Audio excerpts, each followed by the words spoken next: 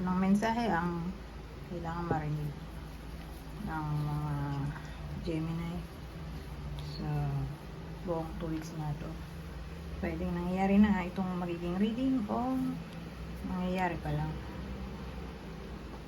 Kung hindi man para sa inyo itong magiging reading, di ba kapara sa someone na malapit sa inyo o sa someone na kakilala nyo mismo. Baka may lumabas na gender mamaya, gawin na lang energy, masculine at feminine energy. Pwede rin naman na wag nyo nang pansinin ang gender. Hindi ko masasabi kung anong magiging reading, kung positive ba o negative. Depende sa kung anong mapipick up kong energy. Walang masama kung papanoorin ang sun, moon at rising sign, kasi baka alin man sa mga yan ay mag-resonate na sa sitwasyon nyo. Eto, wala to. Wala namang ganito sa tarot eh. Self-made lang to ng creator ng deck na to. Pure joy.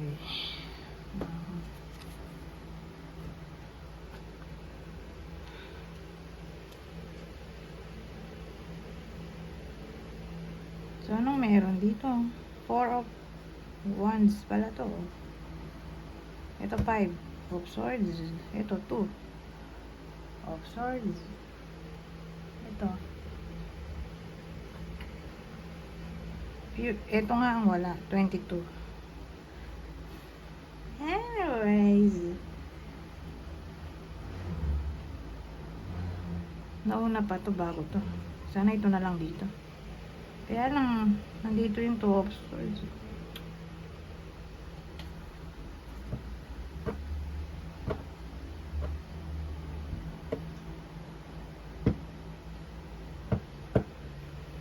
So, sabihin natin tatama to sa mga nagli-live-in. Nagli-live-in, pamilyado.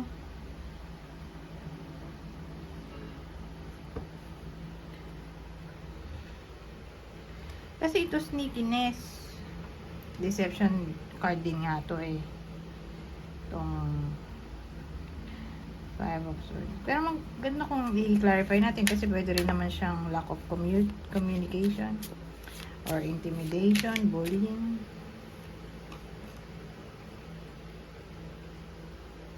Seven of Wands.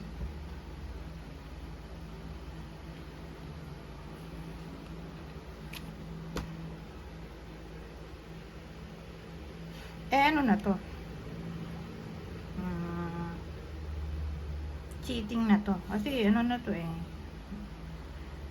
Magmumukha na siyang rivalry, competition.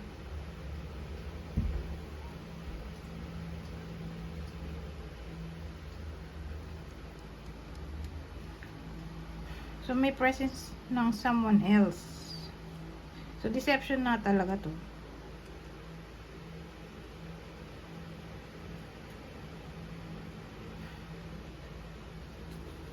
Whether nangyayari na to o mangyayari pa lang. The possibility ng cheating. Ano to? 2 of Swords. Tapos pure joy.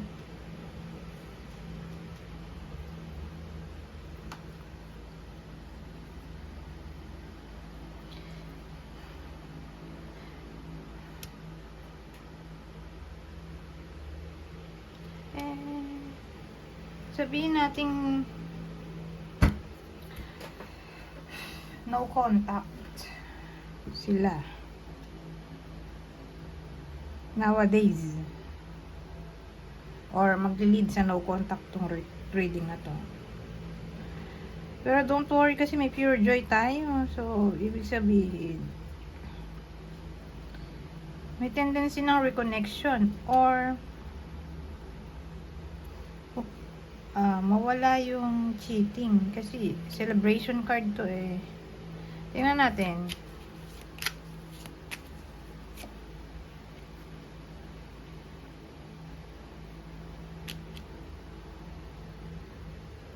Seven of Pentacles.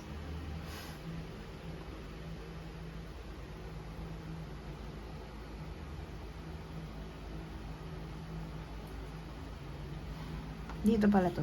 Dito to. Ayan.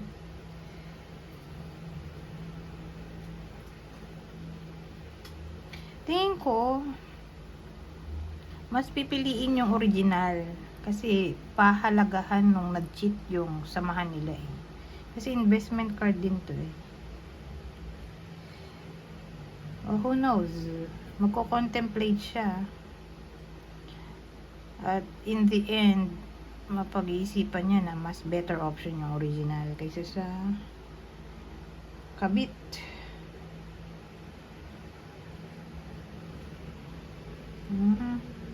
Kaya siya pure joy dito kasi babalik na sa original yung nagloko.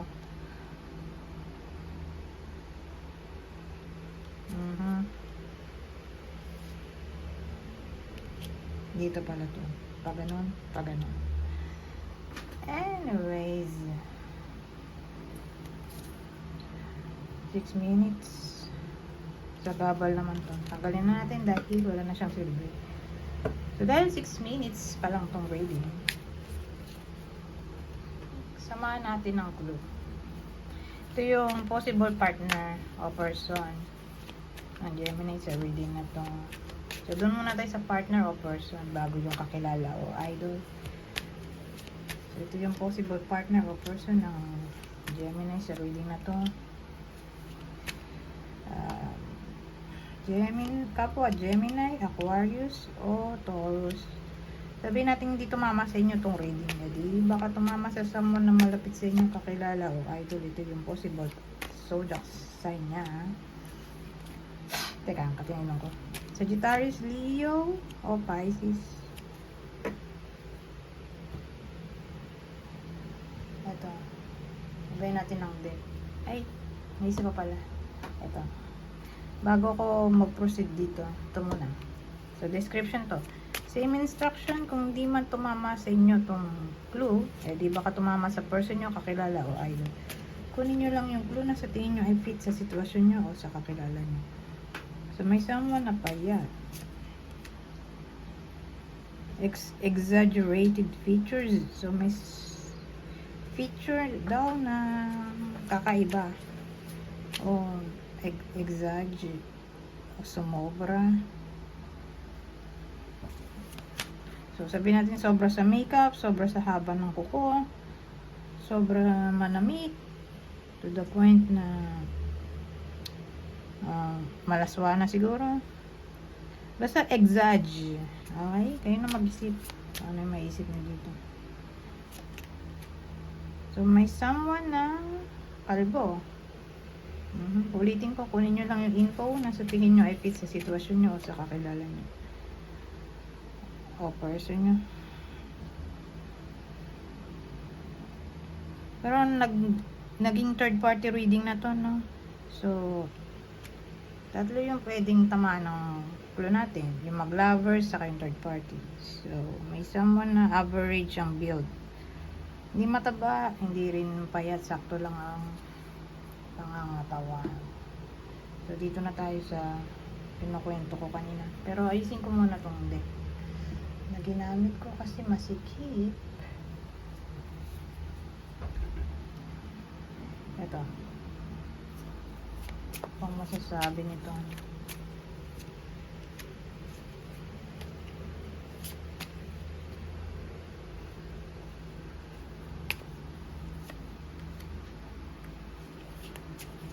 Malaki ang chance ng relationship problem dito dahil hindi sila magkaintindihan.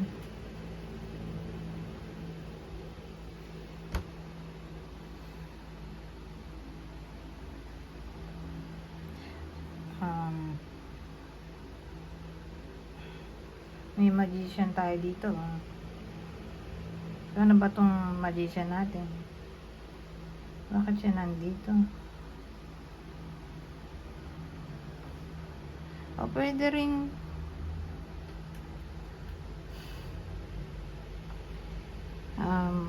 minamanifest ng iba sa inyo yung partner. Pero tatama lang to kung ang partner ay walang anak, di sila kasal. Magjowa lang sila. So yung iba sa inyo, tinatry i-manifest yung jowa nila. Kasi nagmukhang ano na to, no contact. Kasi nga nag-away sila dito.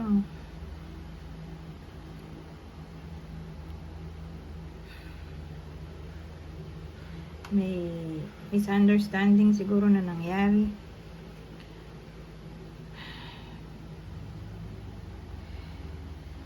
So either yung iba sa inyo yung nagmamanifest dito sa person nila, o itong person nila yung nagmamanifest sa iba sa inyo na magbalik sa buhay nila.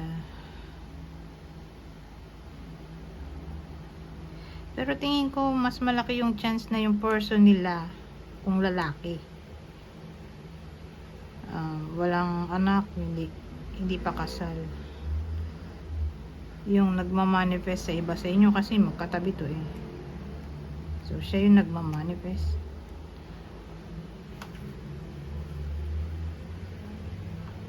So whether nangyayari na to o mangyayari pa lang, pero again, nasaan natin ang misunderstanding, ito arguments. Okay, relationship reading. So sino naman dito sa part na to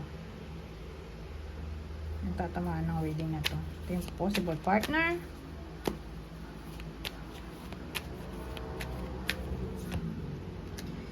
Capricorn, Virgo, kapwa Gemini. Halimbawa nga, hindi tumama sa inyo yung reading, di baka tumama sa someone na malapit sa inyo, kakilala o idol. Pisces, isa sa water sign. Cancer, Scorpio, Pisces.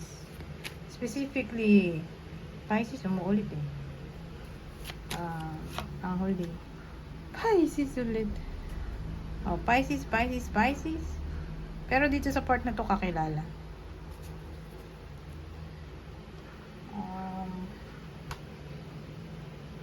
Ito. Dito naman tayo sa susunod na deck. Pero lalagyan ko pa ba ito ng ano? Clue? Sige naman. Hindi natin ng iba pang clue. Ito. So, ulitin ko, kung di man tumama sa inyo itong clue natin, di baka tumama sa person nyo, kakilala o idol. Kunin nyo lang yung clue na sa tingin nyo ay fit sa sitwasyon nyo. May someone na may hazel eyes, o baka contact lens to. May someone na mahilig sa contact lens na hazel eyes o natural eyes. Ito, o baka foreigner. Hazel eyes eh. Di ba mga ganyang kulay, pang foreigner. So, may pekas. May someone na may pekas. Ito, maliit. So, depende sa lugar kung nasaan yung iba sa inyo. Sa bansa na nasaan yung iba sa inyo. Pero kung Pilipinas, short, tingin ko mga 5'3" pa baba. So, tingnan nyo na lang sa internet kung anong average na height sa bansa ninyo. Kung saan man kayo naroroon. Pero kung Pilipinas, tingin ko lang sarili ko lang discernment. Mga 5'3" pa baba to. Pag short. Anyways, may someone na kulot ng buhok. Either nagpakulot siya o natural yung hair niya, kulot na talaga. Basta may someone na kulot ng buhok.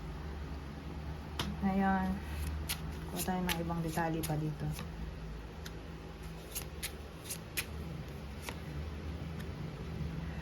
Oh. Ayusin ko lang ba? Oh. Well,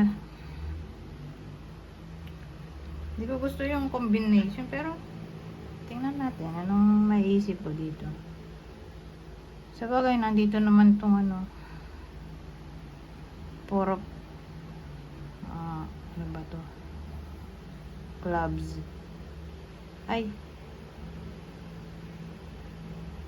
mas worse pa pala kung nandito to. Itong four of clubs. Nalala ko kasi four of wands. Iba pala to. playing cards, di ba? Well, ito kasi unreliable na person o dishonest. Ito naman card ng betrayal.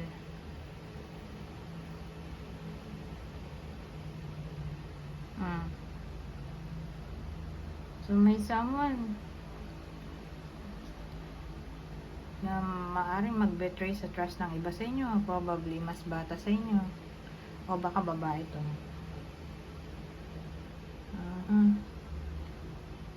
Lalo na kung kaibigan, beware. O regardless kung sino yan, basta mukhang may someone na ipagkakanulo kayo, o yung iba sa inyo, hindi naman lahat. Okay? Kasi deceit na to.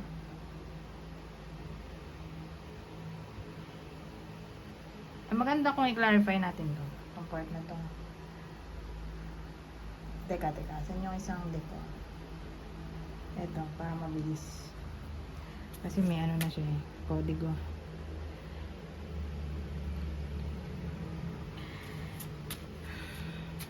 Paano? Diba? Paano kayo ipagkakanulo ng taong to? Para may idea kayo. O, ito na naman, oh. Pero this time page. Ito kasi ano to eh. Page of diamonds. Ito naman page of wands. Pero pare silang page. So, may tendency na ng immaturity. Hangman.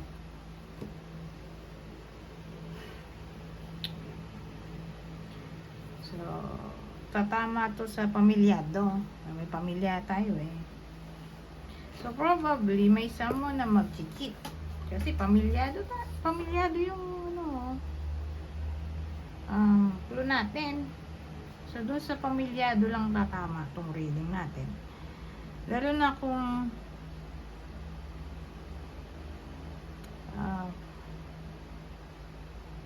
babae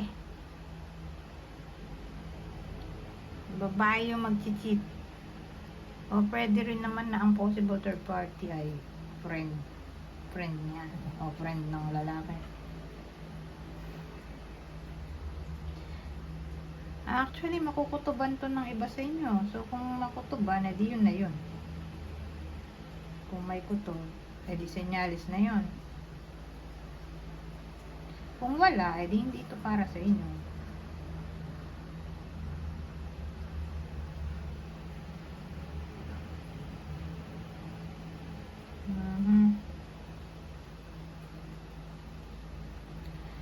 Lalo na siguro kung magpapa-read sila. At ganito yung ano. Eksena, di malaki chance na totoo nga. O sabihin natin in the past ay nagpa-read yung iba sa inyo, tapos binalaan na sila eh. Di confirmation na to na baka nga mangyari.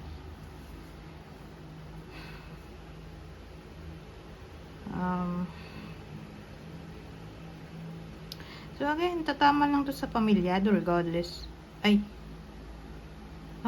Sasabihin ko sana regardless kung kasal o hindi. Pero probably hindi kasal to.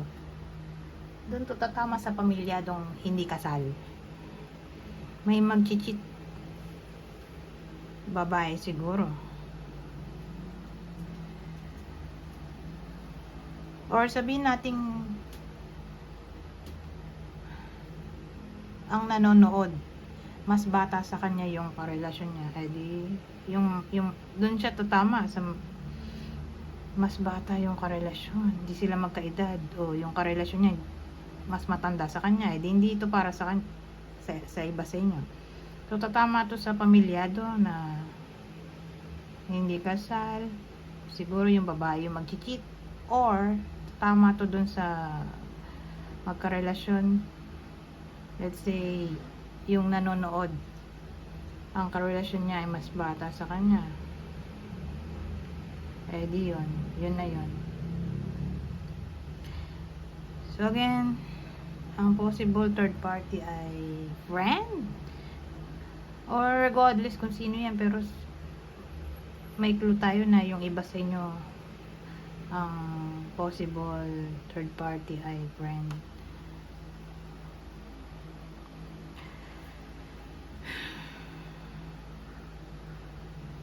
Anyways,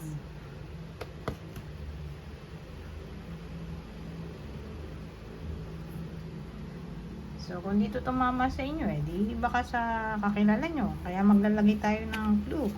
Okay? So kung dito tumama nga sa inyo tong clue, di baka tumama sa kakilala nyo. So ito yung possible partner. Virgo, Capricorn, Sagittarius. Kung di tumama sa inyo tong reading, di baka tumama sa kakilala nyo. Kakilala o idol. Libra, isa sa air pala to. Air sign. Gemini, Libra, Aquarius. Pero specifically, Libra. Mulit eh. Ito naman, Aries.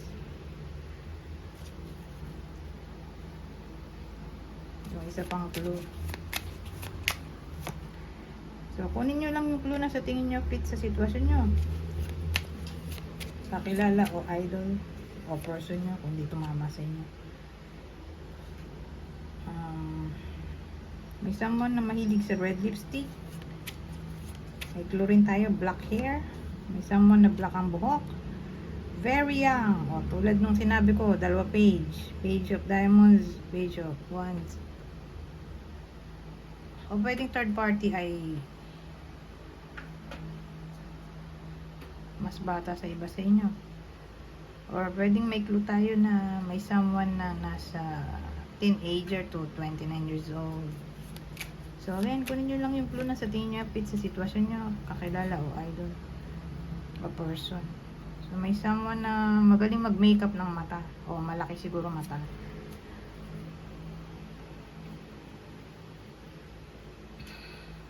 Oh, 22 minutes na pala to. Anyways, itigil ko na. Hanggang dito na lang. Goodbye. For now.